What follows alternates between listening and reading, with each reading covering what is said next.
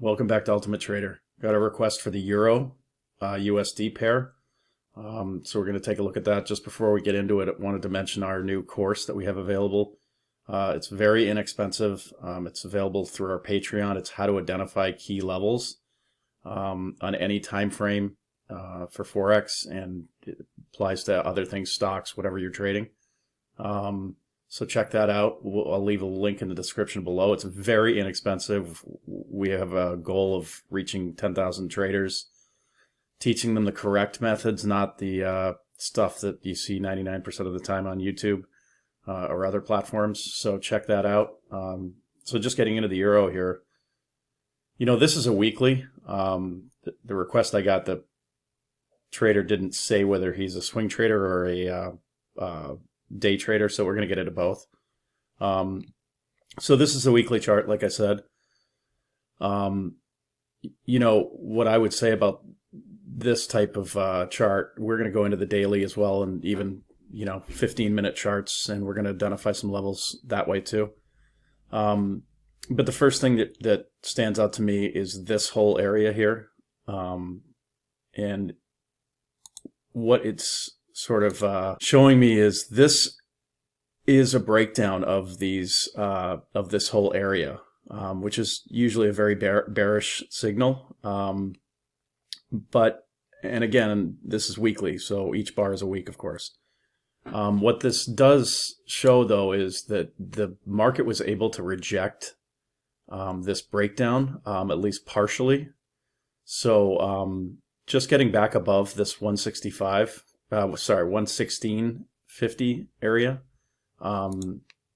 is kind of important, and we popped above it, and then we kind of came back down a little bit. But if we got back up, let's say to the 117 type area, or even 116, just above this this high from last week, right at the 116.70-ish area, I would consider that bullish. This is not financial advice. I have to keep using that disclaimer. Sorry, but above that area, I would be leaning bullish. And the reason is that this would become a failed breakdown. So when a market comes down and you're trading in a range like this, it attempts to break down. I mean, if it's successful, then it's a successful breakdown, and if it gets rejected back up, that's a bullish sign, at least short term. So that's what I'd be looking for on a bigger picture time frame, for a weekly swing trade type thing.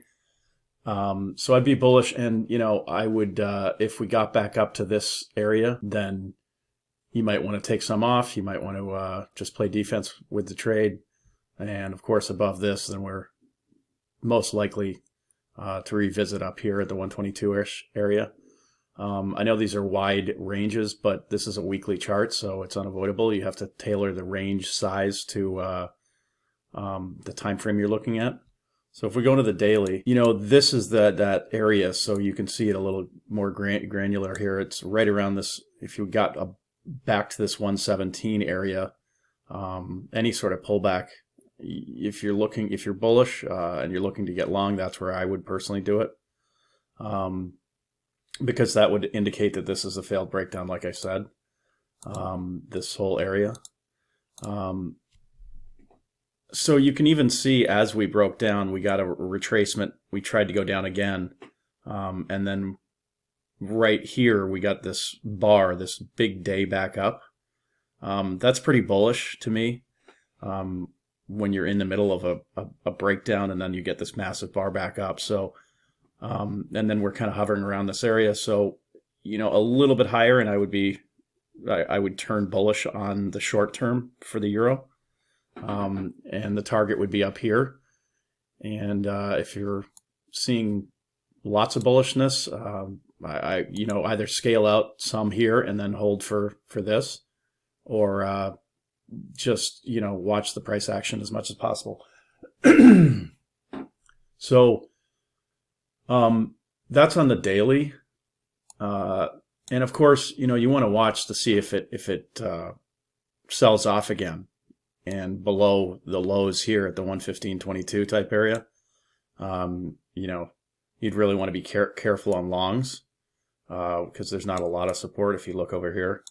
until right here, the 112 type area. There is support in here, but you know, just on the daily level, that's what I would be you know, cautious on longs until at least down here. So just quickly moving on to let's say the 15-minute here, if you guys are day trading.